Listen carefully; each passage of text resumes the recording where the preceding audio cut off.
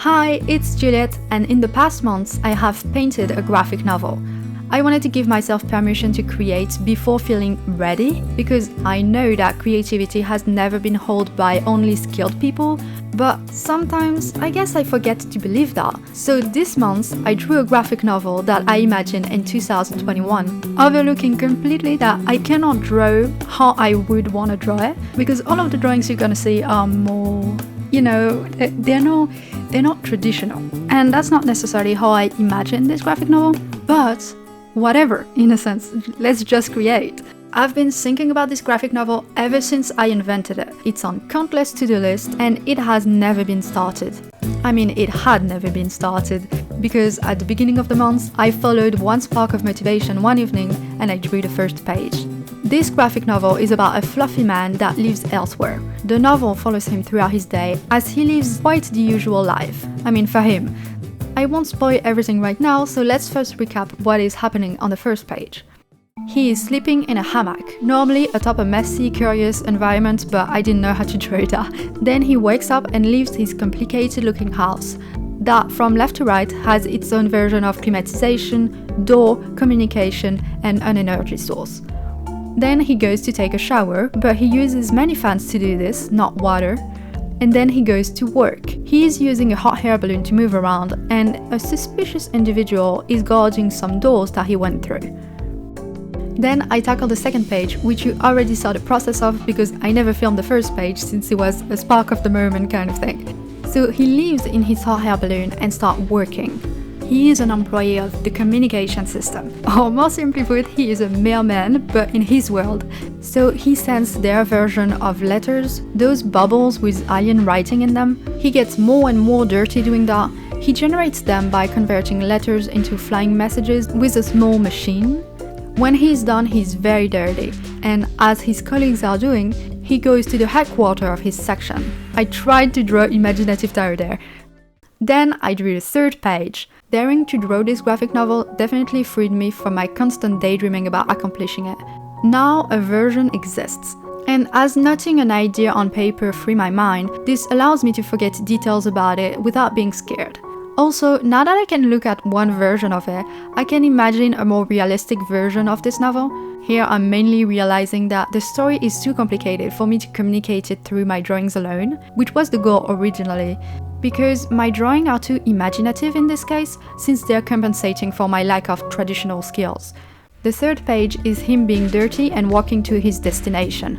Through that, we discover more of the world he lives in. There is working people that look oppressed, then he is on a conveyor belt looking tired and oppressed too. He looks very passive as he accepted his life and everything is normal. The conveyor belt brings him under some alien shower that cleans him with wind. Then he's directed by two authority people to do something. We see him do the next task of his daily life. He is projecting soapy liquid onto a wall, and he rides a jellyfish to be near the top of this very high wall. Then I drew the fourth page. That is near that point that I realized daydreaming a creative project is really easy, and creating it is much harder. Because beyond everything is well done in my head, I just take narrative shortcuts all the time. And then I made 3 pages about him walking through the headquarters. The fact that I have no idea what it would look like and just think it would be good, that makes it so easy. Also, I can focus on only the parts I like about this idea. I like the fact that he is a mailman in this specific world. Ignoring that, it's not enough to make it a good story. But now that I'm taking the time to draw this, I have to think about those things. I have to figure out what the headquarters looks like, for example. But it's not bad, it's actually very interesting because I can come up with a lot of new ideas and also think about a lot of ways to represent what I had already thought about.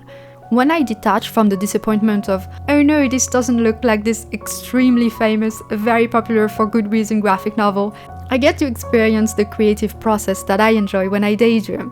Of course, in a daydream I also enjoy the praise of making something awesome, but in real life it's replaced by the proudness of finishing something. On the fourth page, we see him still working on the wall. We see some bubbles of flying communication rest on the wall where there is soapy water. And we also see, I tried to draw that, but it didn't come true, that a bubble which touched a not soapy place popped. We are supposed to understand that he is applying that soapy substance to preserve the bubbles so they don't pop on the wall.